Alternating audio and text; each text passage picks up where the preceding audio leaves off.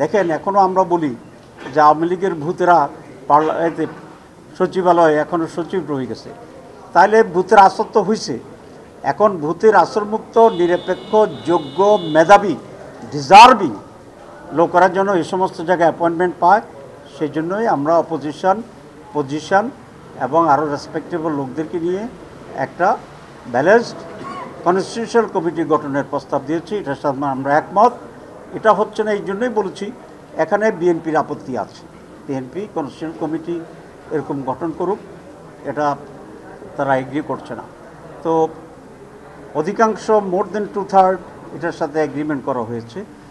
তো আমরা এই জন্য আজকেও কনক্লুশন হয়নি, কিছু আবার রিফর্ম করা হয়েছে, একটু পরিবর্তন করা হয়েছে, করার পরে আরও কাছাকাছি আসা যায় কি না, কারণ এগুলো অত্যন্ত গুরুত্বপূর্ণ এবং যত বেশি ক্লোজার হওয়া যায়, একমত হওয়া যায়, তাতে কল্যাণ বেশি। এই জন্য আমি রিফর্মস কমিটি যারা আছে পরিচালক, তাকেও আমি ধন্যবাদ জানাই যে সে অধিকতর ধৈর্য সহকারে, মাঝে মধ্যে অনেকের ভিতরে একটু তৈরি হয়, কিন্তু উনি খুবই ধৈর্য সহকারে আরও ক্লোজার করার জন্য চেষ্টা করছেন। আমরা আশা করি এটা জাতির স্বার্থে, স্মুথনেস সাথে, গভর্নমেন্টের সাথে, নিরপেক্ষতার সাথে সকল স্টেক হোল্ডাররা এটা মেনে নেবেন। কারণ না হলে আবার আমরা স্বৈরাচারের দিকে যেতে পারি, আবার সেই রাজনৈতিক দুর্বৃত্তায়ন যেটা, ক্ষমতার যেটা, সেটা আমরা যেতে পারি। আমি মনে করি এরকম এসএমসি ওটসালাই এলো আরো উন্নত নতুন প্যাকে, জীবন বাঁচায়, জীবনকে এগিয়ে নিয়ে যায়। সংস্কারবিহীন একটি নির্বাচনের যদি আমরা এগিয়ে যাই, সেই নির্বাচন দেশের পরিবর্তন আনবে না, আবার ব্যাক টু দি প্যাভিলিয়ন হয়ে যাবে।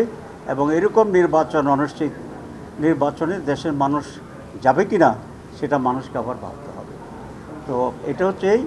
আর যেটা আপার কক্ষ, আমি আরেকদিনও বলেছিলাম, আমরা ইন প্রিন্সিপাল বাইক্যামেরাল পার্লামেন্টের সাথে ব্যাপারে আমরা একমত আছি। উপর কক্ষ যেটা আছে সেটা যেন একটু এক্সপান্ডেড হয়, শুধু এমপিদের ভোটে যেন না হয়ে যায়, তাহলে তো একই দলের একই রিফ্লেকশন হবে।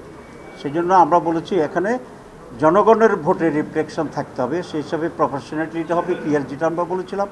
এখানেও মোর দ্যান 2/3 ইতিমধ্যেই মত প্রকাশ করেছেন পজিটিভলি, বাকিটা এখন আলোচনা প্রবহমান আছে। একটু ডিফিকাল্ট হলেও time will solve, I think. এবং ন্যাশনাল ইন্টারেস্টের ব্যাপারে আমরা সকল রাজনৈতিক দলেরা ঐক্যবদ্ধ হইতে হবে, এটাই দেশের জন্য প্রয়োজন এবং কল্যাণ। এখানে যে কম্পোজিশনটা আছে আমাদের হাউসে, সেখানে চিন্তা চেতনার নানা ডাইভার্সিফিকেশন, সেই জন্যে সকলেই মিলে শতভাগ একমত হয়ে কোনো সিদ্ধান্ত নেওয়াটা আসলে এক ধরনের প্রায় অসম্ভব টাইপের জটিলতা আছে।